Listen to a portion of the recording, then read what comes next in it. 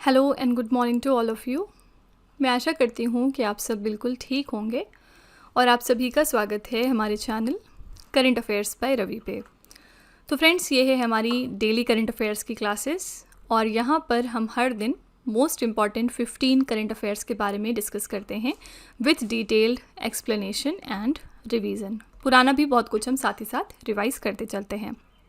तो फ्रेंड्स, आज की क्लास में हम बात करेंगे 3 अप्रैल 2026 के 15 मोस्ट इम्पॉर्टेंट करंट अफेयर्स के बारे में।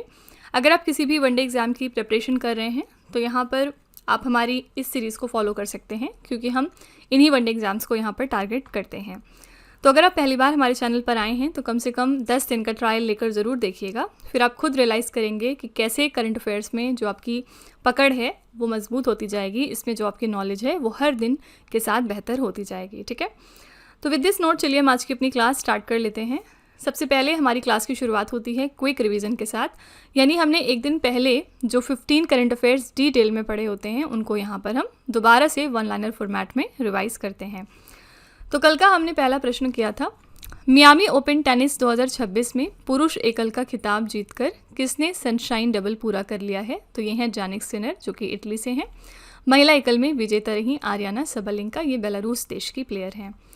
नेक्स्ट है, किस स्पेस एजेंसी ने अपने सेलेस्ट मिशन के तहत निम्न पृथ्वी कक्षा यानी लोअर अर्थ ऑर्बिट नेविगेशन तकनीक का परीक्षण करने के लिए 2 उपग्रह यहाँ पर लॉन्च कर दिए हैं? तो ये है यूरोपीय अंतरिक्ष एजेंसी यानी यूरोपियन स्पेस एजेंसी।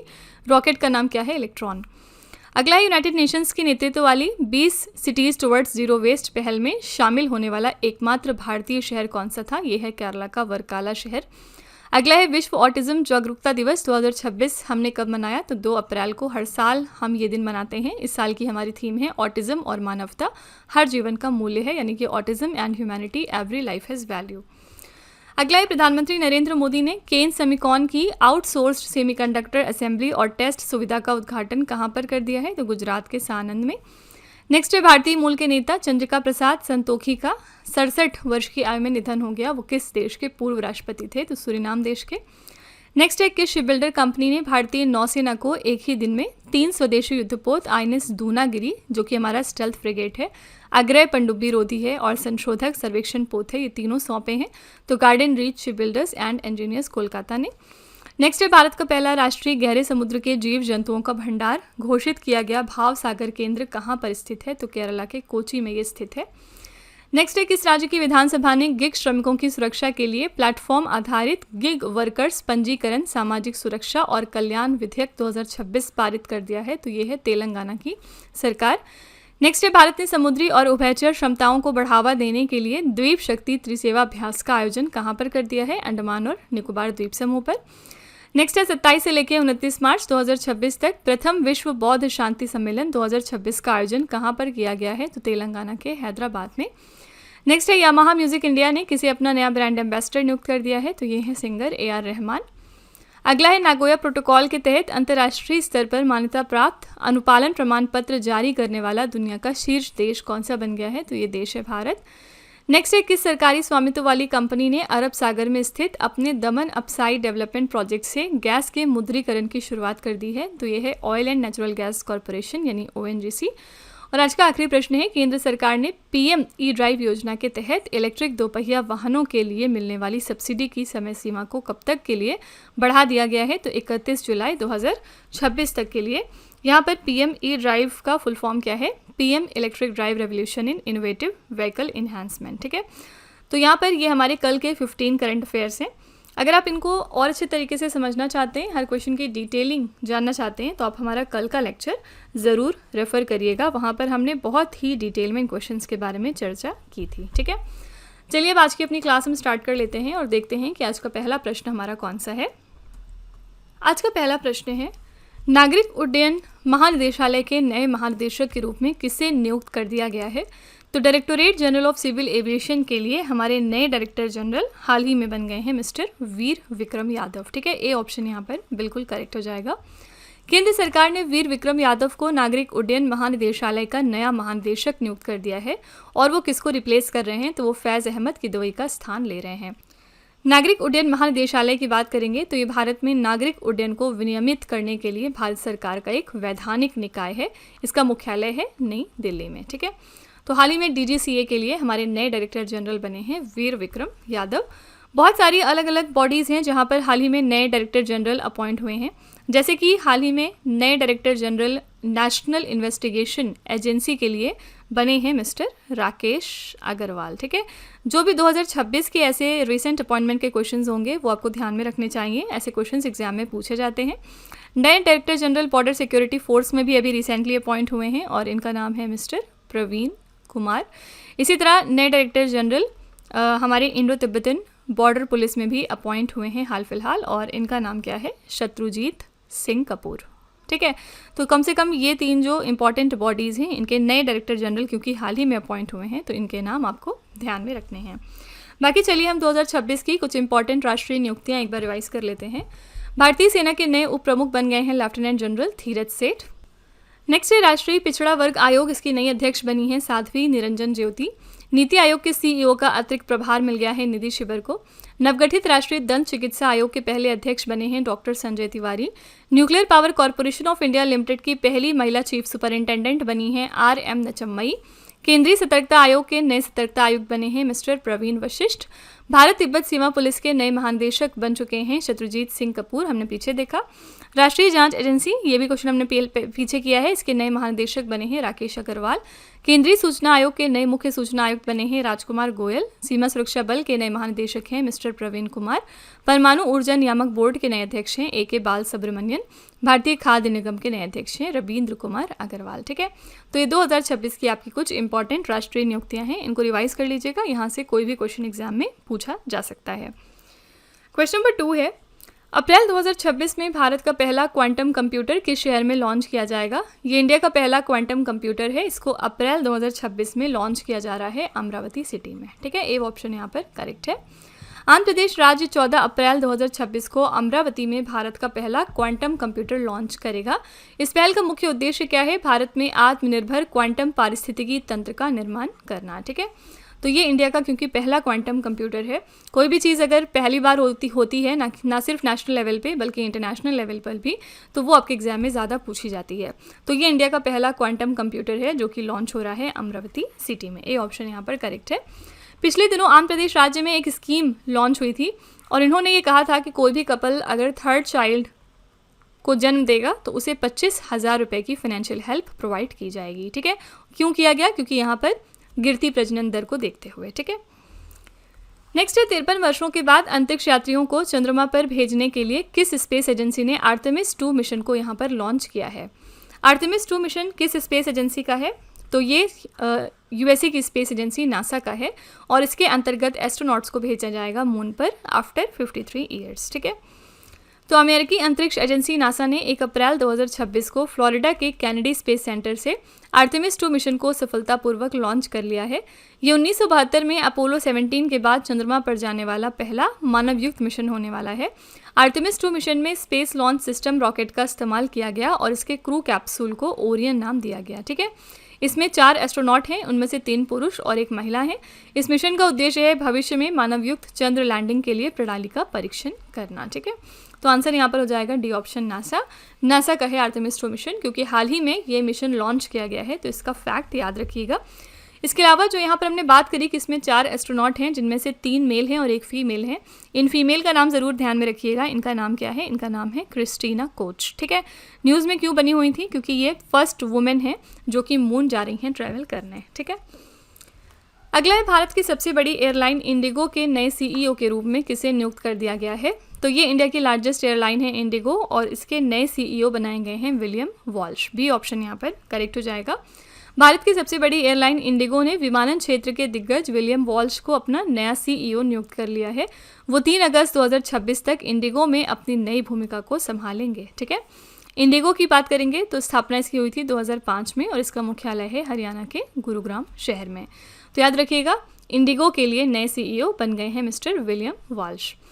यहाँ पर बात करी हमने हरियाणा के गुरुग्राम की, तो यहाँ पर हमारा कौन सा एक इंपॉर्टेंट ऑर्गेनाइजेशन है जिसका हेडक्वार्टर लोकेटेड है, ये है इंटरनेशनल सोलर अलायंस। पिछले दिनों न्यूज़ में क्यों आया था, क्योंकि जनवरी 2026 में इसको यूएसए ने विथड्रॉ कर दिया था। यूएस ने अनाउंस किया था कि ये अपने आप को 66 इंटरनेशनल ऑर्गेनाइजेशन से विथड्रॉ करेंगे, including the world health organisation, international solar alliance, इस तरह की जो प्रोमिनेंट बॉडीज़ हैं वहाँ से। तो इन्होंने अपना विथड्रॉन जो है वो अनाउंस कर दिया था जनवरी 2026 में इंटरनेशनल सोलर अलायंस से। इस वजह से ये चीज़ चर्चे में आ गई थी। ओके, और आईसी को ज्वाइन करने वाला हमारा लेटेस्ट नेशन कौन सा है, ये है मोल्डोवा, जिन्होंने लास्ट ईयर 2025 में ज्वाइन किया था इंटरनेशनल सोलर अलायंस को as a 107th member nation. ठीक है, क्वेश्चन नंबर 5 है, लोकसभा ने किस शहर को आंध्र प्रदेश की एकमात्र और स्थायी राजधानी के रूप में मान्यता देने वाला विधेयक पारित किया है। लोकसभा ने हाल ही में एक बिल पास किया है जिसके अंतर्गत अब आंध्र प्रदेश की सिर्फ एक ही और परमानेंट कैपिटल होगी, इसका नाम है अमरावती, सी ऑप्शन। ठीक है, तो लोकसभा ने आंध्र प्रदेश पुनर्गठन संशोधन विधेयक 2026 पारित कर दिया है। ये विधेयक अमरावती को आंध्र प्रदेश के एकमात्र और स्थायी राजधानी के रूप में स्थापित करता है। इसमें आंध्र प्रदेश पुनर्गठन अधिनियम 2014 की धारा 5 में संशोधन की मांग की गई है। ठीक है, तो अब से आंध्र प्रदेश की बस एक ही कैपिटल अब रहेगी और इसका नाम है अमरावती, सी ऑप्शन। कोई भी राज्य इस तरह से न्यूज़ में आया करें तो उनके बारे में ध्यान में रखा करिए। जैसे पिछले दिनों हमने केरला के बारे में पढ़ा था कि केरला ने एक बिल पास किया है जिसके अंतर्गत ये चाहते हैं कि इनके राज्य का नाम केरलम हो जाए। ठीक है, तो यहाँ पर पूछा जा सकता है कि केरला का नया नाम क्या हो जाएगा, तो आंसर है केरलम, यहाँ पर एम और ऐड हो जाएगा। ठीक है, क्वेश्चन नंबर 6 है, भारत की 16वीं और पहली डिजिटल जनगणना में भारत के प्रथम नागरिक के रूप में सबसे पहले किसकी गणना की गई है। Very important question. हम जानते हैं कि 2027 में जो हमारी जनगणना होने वाली है ये हमारी 16वीं नंबर की जनगणना है और इसमें इंडिया के फर्स्ट सिटीजन के तौर पर किसको काउंट किया गया है, तो ये है हमारी president Droupadi Murmu, C option correct हो जाएगा। तो इसकी शुरुआत हो चुकी है 1 अप्रैल 2026 से। इसका पहला चरण घर सूचीकरण है, 1 अप्रैल 2026 से लेकर 30 सितंबर 2026 तक ये चरण कंप्लीट हो जाएगा। दूसरा चरण है जनसंख्या गणना और फरवरी 2027 में ये आयोजित किया जाएगा। डिजिटल जनगणना 2027 के ब्रांड एम्बेसडर हैं हमारे प्रसिद्ध रेत कलाकार Sudarshan Patnaik. Very important question, ये जरूर याद रखिएगा। आधिकारिक शुभंकर इसके लिए रखा गया है प्रगति, ये महिला स्वरूप है, और विकास पुरुष स्वरूप। ठीक है, आधिकारिक पोर्टल का नाम है se.census.government.in। ओके, तो यहाँ पर पहले जो पर्सन है जिनको काउंट किया गया एज इंडियाज फर्स्ट सिटीजन, ये है हमारी प्रेसिडेंट द्रौपदी मुर्मू। याद रखिएगा ये हमारा 16वां नंबर का सेंसस है। इसकी दो खास बात क्या है कि पहली बात तो ये है कि ये हमारा पहला फुली डिजिटल सेंसस होने वाला है, और दूसरी इंपॉर्टेंट बात ये है कि ये हमारा पहला कास्ट बेस्ड सेंसस है, यानी इसमें हम जाति को भी काउंट करेंगे। ठीक है, इसके पहले हमारी जनगणना कब हुई थी, 2011 में हुई थी, और ये हमारी 15th नंबर की सेंसस थी। ठीक है, नेक्स्ट है भारत ऊर्जा सांख्यिकी रिपोर्ट 2026 के अनुसार भारत की कुल नवीकरणीय ऊर्जा क्षमता में कौन सा राज्य शीर्ष स्थान पर है। India energy statistics report 2026 release हो गई है और इसके मुताबिक इंडिया की टोटल रिन्यूएबल एनर्जी कैपेसिटी की यहाँ पर बात हो रही है, और इसमें कौन सा राज्य है जो टॉप मोस्ट पोजीशन पर है। आंसर हो जाएगा सी ऑप्शन राजस्थान। ठीक है, केंद्रीय सांख्यिकी और कार्यक्रम कार्यान्वयन मंत्रालय के तहत राष्ट्रीय सांख्यिकी कार्यालय ने भारत ऊर्जा सांख्यिकी 2026 का 33वां संस्करण जारी कर दिया है। वित्तीय वर्ष 2024 और 25 में भारतीय अर्थव्यवस्था ने कुल प्राथमिक ऊर्जा आपूर्ति में 2.95% की वृद्धि दर्ज की है। ये लगभग 9,32,816 किलोटन तेल समतुल्य तक पहुंच गई है। ठीक है, शीर्ष 3 राज्य देखेंगे तो पहले स्थान पर राजस्थान है, दूसरे स्थान पर महाराष्ट्र और तीसरे स्थान पर गुजरात है। राजस्थान का जो शेयर है वो कितना है, 23.70%। तो आंसर यहाँ पर हो जाएगा सी ऑप्शन। इंडिया की टोटल रिन्यूएबल एनर्जी कैपेसिटी के मामले में कौन सा स्टेट टॉप मोस्ट पोजीशन पर है, ये है राजस्थान। अगर हम कंट्रीज़ की बात करेंगे तो सबसे ज़्यादा रिन्यूएबल एनर्जी कैपेसिटी कौन से देश के पास है, तो सबसे ज़्यादा है चाइना के पास। ठीक है, उसके बाद सेकेंड पोजीशन पर यूएस आता है और थर्ड पर आता है ब्राज़ील देश। फाइन, क्वेश्चन नंबर 8 है साहित्य अकादमी ने भारत के किन प्रख्यात साहित्यकारों को अपनी सर्वोच्च सम्मान साहित्य अकादमी फेलोशिप महात्तर सदस्यता प्रदान की है। तो कौन से इंडिया के हमारे साहित्यकार हैं जिनको साहित्य अकेडमी ने कन्फर किया अपना हाईएस्ट ऑनर, जिसको हम कहते हैं साहित्य अकेडमी फेलोशिप। यहाँ पर ऑप्शंस हैं डॉक्टर प्रतिभा राय उड़िया लेखिका, लक्ष्मी खिलानी सिंधी कथाकार, अफसद समद उर्दू लेखक। तो करेक्ट आंसर हो जाएगा डी ऑप्शन। इन तीनों लोगों को ये हाईएस्ट ऑनर प्रेजेंट किया गया है। ठीक है, तो साहित्य अकादमी ने देश के 3 प्रख्यात साहित्यकारों को अपनी सर्वोच्च उपाधि महत्तर सदस्यता प्रदान करने की घोषणा कर दी है। साहित्य अकादमी की यह सदस्यता भारतीय साहित्य के क्षेत्र का सर्वोच्च सम्मान माना जाता है, जो केवल उन्हीं साहित्यकारों को दिया जाता है जिन्होंने अपने लेखन से साहित्य को नई ऊंचाइयां दी हों। ठीक है, तो आंसर यहाँ पर हो जाएगा डी ऑप्शन, उपरोक्त तीनों। साहित्य के सेक्टर में एक और इम्पॉर्टेंट आपका अवार्ड होता है और ये है ज्ञानपीठ पुरस्कार। इसके 60th एडिशन के लिए विनर हाल ही में अनाउंस हो चुके हैं। 60th ज्ञानपीठ अवार्ड दिया गया है आर वैरामुथु को। ठीक है, और ये कौन सी भाषा में लिखते हैं, तो ये तमिल पोइट हैं, याद रखिएगा। इसी के साथ ये 3rd तमिल राइटर बन गए हैं जिन्होंने ये प्रेस्टिजियस ऑनर जीता है। ठीक है, क्वेश्चन नंबर 9 है, फॉर्मूला 1 रेस जापानी ग्रैंड प्रिक्स 2026 का खिताब किसने जीता है। तो 2026 का जापानीज ग्रैंड प्रिक्स यहाँ पर जीत लिया है किमी एंटोनेली ने। ए ऑप्शन यहाँ पर करेक्ट हो जाएगा।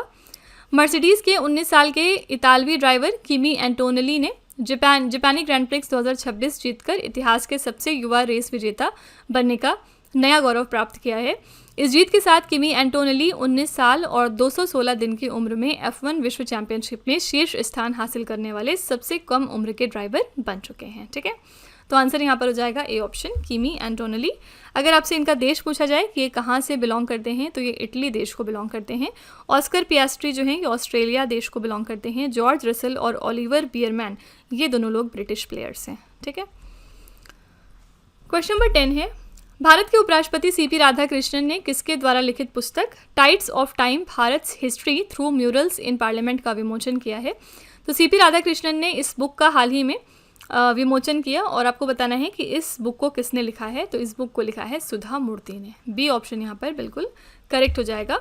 यहाँ पर सीपी राधाकृष्णन जी की हम बात कर रहे हैं, ये हमारे 15th नंबर के वाइस प्रेसिडेंट हैं, ध्यान में रखिएगा। पहले किस पोजीशन पे थे, तो पहले ये महाराष्ट्र राज्य के गवर्नर हुआ करते थे, लेकिन बाद में ये वाइस प्रेसिडेंट जब बने तो ये पद खाली हुआ, जिसको फुलफिल किया था अभी तक आचार्य देवव्रत जी ने, जो कि गुजरात के ऑलरेडी गवर्नर हैं।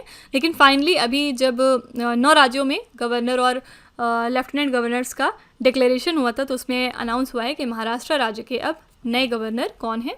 यहाँ के नए गवर्नर बन गए हैं मिस्टर जिष्णु देव वर्मा। ठीक है, तो फाइनली जिष्णु देव वर्मा प्रेजेंट में गवर्नर हैं महाराष्ट्र राज्य के लिए। क्वेश्चन नंबर 11 है, केंद्र सरकार ने 9 पहाड़ी राज्यों में ढांचागत और वित्तीय चुनौतियों का समाधान करने के लिए वित्तीय वर्ष 2026 और 27 के तहत किस योजना की शुरुआत की है। तो सेंट्रल गवर्नमेंट ने हाल ही में कौन सी स्कीम को लॉन्च किया है या इनिशिएट कर दिया है, ताकि जो 9 हमारे हिल स्टेट्स हैं वहाँ पर इंफ्रास्ट्रक्चर और फाइनेंशियल चैलेंजेस को हम टैकल कर सकें। तो इस स्कीम का नाम रखा गया है पहाड़ों का गौरव, यानी कि pride of hills. B option correct हो जाएगा। केंद्र सरकार ने 9 पहाड़ी राज्यों की ढांचागत और वित्तीय चुनौतियों का समाधान करने के लिए पूंजी निवेश हेतु विशेष सहायता के अंतर्गत पहाड़ों का गौरव योजना की शुरुआत कर दी है। इस पहल के तहत 9 पहाड़ी राज्यों में के लिए कुल 25,000 करोड़ रुपए आवंटित किए गए हैं। लाभार्थी राज्य इसके कौन से हैं, तो इस योजना से अरुणाचल प्रदेश, हिमाचल प्रदेश, नागालैंड, उत्तराखंड, त्रिपुरा, मणिपुर, मेघालय, सिक्किम और मिजोरम जैसे राज्य लाभान्वित होने वाले हैं। सबसे ज़्यादा पैसा मिलेगा अरुणाचल प्रदेश को, कुल 4900 करोड़ रुपए। ठीक है, तो इस स्कीम का नाम रखा गया है बी ऑप्शन, पहाड़ों का गौरव, यानी कि प्राइड ऑफ हिल्स। नेक्स्ट है, केंद्र सरकार ने पीएम कुसुम प्रोजेक्ट की समय सीमा को बढ़ाकर 31 मार्च 2027 कर दिया है। ये योजना कब शुरू हुई थी। पीएम कुसुम का फुल फॉर्म क्या है, प्राइम मिनिस्टर किसान ऊर्जा सुरक्षा एवं उत्थान महाअभियान, और सेंट्रल गवर्नमेंट ने हाल ही में इसकी डेडलाइन को एक्सटेंड किया है 31 मार्च 2027 तक। इस स्कीम की शुरुआत हुई थी 2019 में। डी ऑप्शन करेक्ट हो जाएगा। इसके बारे में थोड़े से फैक्ट्स देख लेते हैं। पीएम कुसुम योजना का फुल फॉर्म अभी पीछे बताया, प्रधानमंत्री किसान ऊर्जा सुरक्षा एवं उत्थान महाअभियान। इसका उद्घाटन किया था प्रधानमंत्री नरेंद्र मोदी जी ने 2019 में। नोडल मंत्रालय इसकी कौन सी है, ministry of new and renewable energy, यानी नवीन और नवीकरणीय ऊर्जा मंत्रालय। उद्देश्य क्या है, पीएम कुसुम योजना किसानों को खेती के लिए सौर सिंचाई पंप लगाने के लिए सब्सिडी देने का एक कार्यक्रम है। इस योजना के तहत किसानों को सौर पंप लगाने के लिए 30 से 90% तक की सब्सिडी मिलेगी। ठीक है, तो यहाँ पर आंसर है डी ऑप्शन 2019। बहुत सारी अलग अलग सेंट्रल गवर्नमेंट की स्कीम्स थी जिनको हाल ही में एक्सटेंड किया गया है, जैसे कि हमने उड़ान स्कीम के बारे में बात की थी, उड़े देश का आम नागरिक। इसका जो डेडलाइन है वो भी अगले 10 सालों के लिए एक्सटेंड कर दिया गया है। फिर हमने अभी पीछे रिवीजन में देखा था पीएम ई ड्राइव स्कीम के बारे में, और ये इलेक्ट्रिक व्हीकल्स पे सब्सिडी देता है ये स्कीम, और ये भी जो है 31 जुलाई 2026 तक के लिए एक्सटेंड की गई है। ठीक है, तो अलग अलग जो हमारी स्कीम्स हैं उनको टाइम टू टाइम एक्सटेंड किया जाता है ताकि लोग और ज़्यादा उससे फ़ायदा उठा सकें। क्वेश्चन नंबर 13 है, किस संस्थान ने बीमा क्षेत्र के लिए 1 अप्रैल 2026 से भारतीय लेखा मानक पर नया वित्तीय रिपोर्टिंग फ्रेमवर्क अनिवार्य कर दिया है? तो कौन से इंस्टीट्यूशन है जिन्होंने मैंडेटरी कर दिया है नई financial reporting framework based on Indian accounting standards for the insurance sector? भारतीय बीमा नियामक और विकास प्राधिकरण ने बीमा क्षेत्र के लिए भारतीय लेखा मानक पर आधारित नया वित्तीय रिपोर्टिंग फ्रेमवर्क लॉन्च कर दिया। भारत में लागू होने वाला इंडिया एएस जीवन बीमा, सामान्य बीमा, स्टैंड अलोन स्वास्थ्य बीमा और पुनर्बीमा सहित सभी श्रेणियों के बीमाकर्ताओं पर लागू होगा।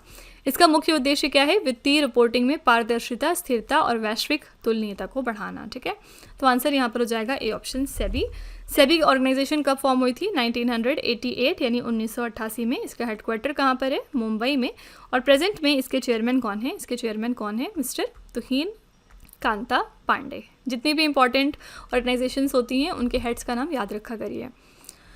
क्वेश्चन नंबर 14 है, वैज्ञानिकों ने किस राज्य के काली टाइगर रिजर्व में नाइक्टीबैट्रिकस काली नामक नई प्रजाति की नाइट फ्रॉग की खोज कर ली है? तो ये नाइट फ्रॉग की एक नई स्पेशीज़ है जिसको हाल ही में डिस्कवर किया गया है कर्नाटका राज्य से। सी ऑप्शन करेक्ट हो जाएगा। इस प्रजाति की खोज कर्नाटका के उत्तर कन्नड़ जिले में स्थित काली टाइगर रिजर्व में की गई। इसे एक क्रिप्टिक प्रजाति भी कहा गया है, और ये जो स्पेशीज़ है ये नाइक्टीबैट्रिकस वंश से संबंधित है। ये वंश भारत के लिए एंडेमिक है और मुख्य रूप से पश्चिमी घाट में ये हमें मिलती है। ठीक है, तो हाल ही में ये कहाँ से हमें डिस्कवर हुआ है? कर्नाटका राज्य से। इसी के साथ आज का आखिरी प्रश्न है, केंद्र सरकार ने किस लक्षित तारीख तक भारत से नक्सलवाद यानी वामपंथी उग्रवाद को पूरी तरह से समाप्त करने की समय सीमा तय कर दी है? तो सेंट्रल गवर्नमेंट ने डेडलाइन सेट की है for the complete elimination of Naxalism, left wing extremism को इंडिया से। कब तक? 31 मार्च 2026 तक। बी ऑप्शन यहाँ पर करेक्ट हो जाएगा। केंद्रीय गृह मंत्री अमित शाह की आधिकारिक घोषणा के अनुसार केंद्र सरकार ने 31 मार्च 2026 तक भारत से नक्सलवाद को पूरी तरह से समाप्त करने के लिए समय सीमा निर्धारित कर दी है। ठीक है, हाल ही में कौन सा हमारा राज्य है जो नक्सलवाद मुक्त घोषित हुआ था? ये राज्य था छत्तीसगढ़। हाल ही में अभी 2026 में यहाँ से ये अनाउंस हुआ था कि ये जो राज्य है पूरी तरह से नक्सलवाद फ्री हो चुका है। ठीक है, तो फ्रेंड्स ये थे आज के हमारे टॉप 15 करंट अफेयर्स। मैं पूरी उम्मीद करती हूँ कि आपको ये हमारा सेशन पसंद आया होगा। चलिए फिर आपके टेस्ट पर चलते हैं। लास्ट में हम आपके लिए 3 क्वेश्चन का एक छोटा सा टेस्ट रखते हैं जो इसी वीडियो में से होता है, ताकि आप ये खुद एनालाइज कर सकें कि आपने कितना पढ़ा, कितना समझा। पहला प्रश्न है आपके लिए, भारत की सबसे बड़ी एयरलाइन इंडिगो के सीईओ के रूप में किसे नियुक्त किया गया? दूसरा प्रश्न है, भारत ऊर्जा सांख्यिकी रिपोर्ट 2026 के अनुसार भारत की कुल नवीकरणीय ऊर्जा क्षमता में कौन सा राज्य शीर्ष स्थान पर है? और तीसरा प्रश्न है, केंद्र सरकार किस लक्षित तारीख तक भारत से नक्सलवाद को पूरी तरह से समाप्त करने की समय सीमा तय की है? तो फ्रेंड्स ये 3 क्वेश्चंस आपके लिए हैं एज अ होमवर्क। इनका जवाब आपको कमेंट में जाके लिखना है। और इसी के साथ हमारी क्लास यहाँ पर एंड होती है। आप अपना फीडबैक कमेंट में ज़रूर लिखिएगा कि क्लास कैसी लगी आपको।